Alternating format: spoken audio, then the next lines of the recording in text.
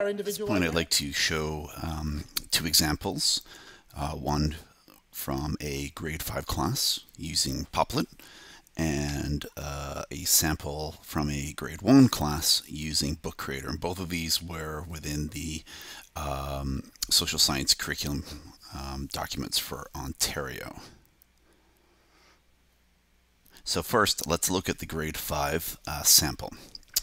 Now, this comes from the aspects of citizen and government in Canada, where students examine the structure and function of the three levels of government in Canada and how they relate to one another.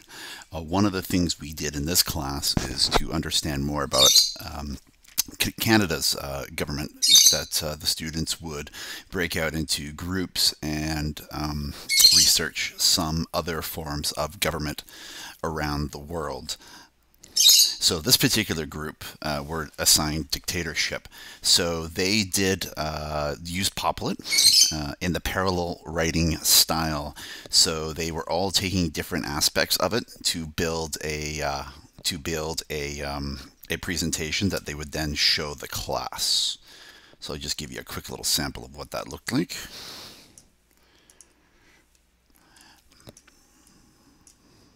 So they would they decided to find out what countries would have dictatorship historically and in the modern world, and then from there they would then turn this into a presentation so that the students can compare and contrast Canada's government with the governments of the past. My second example is the use of Book Creator within the social science curriculum, the Ontario social science curriculum, particularly for grade 1, as they deal with relationships, rules, and responsibilities. The overall deliverables for this is that the students need to identify people with whom they have significant relationships and the rules and responsibilities associated with people, places, and events in their lives and communities. Use a variety of resources and tools to gather, process, and communicate information about the rules people follow in daily life and the responsibilities of family members and the other people in their school and community, and to explain how and why relationships, rules, and responsibilities may change over time and in different places. So in this class, we used Book Creator as the digital tool to bring this all together. Please watch this short clip from a grade 1 student presentation, The Ongoing Idea of Community. Throughout the year, students discussed the elements of a community, and a summative task was assigned where the students had to go into their own neighborhood and photograph what makes their community special to them. Included in this summative task was an interview the student had to make with someone from their community. The idea is that this portfolio will grow with the students throughout the grades as they add on new elements. Has an ice cream store.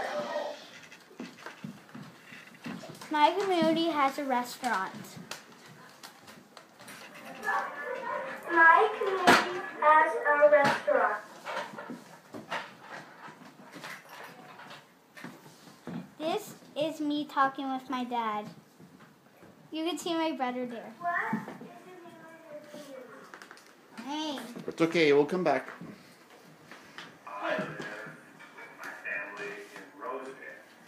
See my little brother. What are 5 things you like in your community and why?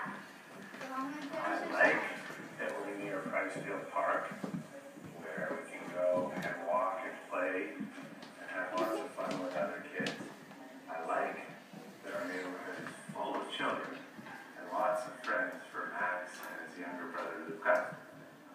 I like that we're near the Young Street. Favorite shops, and our favorite restaurant, Peroni. I like that we're in the middle of Toronto with all the great things to do in this wonderful city. Thank you. Thank you. And now we're coming to the end of this presentation. And I would just like to do a quick summary of the things that I learned on this process. So I started looking at the digital literacies of construction, communication, and cognition as detailed by Doug Belshaw. I wanted to see if constructing material and projects with digital tools, and also taking digital tools that allow for communication between collaborators, would this lead to a deeper level of cognition, of deeper level of thinking within students? The applications that I focused on were Book Creator and Popplet. And what I learned from both of these is that they are extremely multimodal. If a student wants to come in and use video, they can. If they want to use text, they can. If they want to use images, they can. If they wanted to freehand draw, they can. So it does allow for a student to bring into a project, whatever they want. One of the things I did learn over my process is that the collaborative nature of Book Creator, and especially Popplet, they do come with some caveats. Now, this doesn't necessarily, it's not the fault of the applications themselves, but just some issues with collaboration, that not necessarily all collaboration is made equal.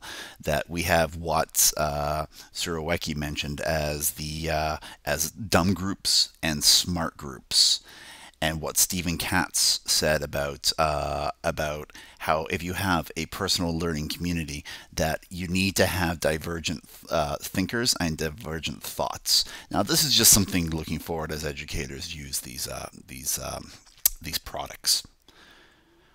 A full list of my references can be accessed through this Google link, which will take you to a shared file. So you can see links to all of the different material that I brought in, and links to the videos that I posted within this presentation. Okay, great. Thank you so much.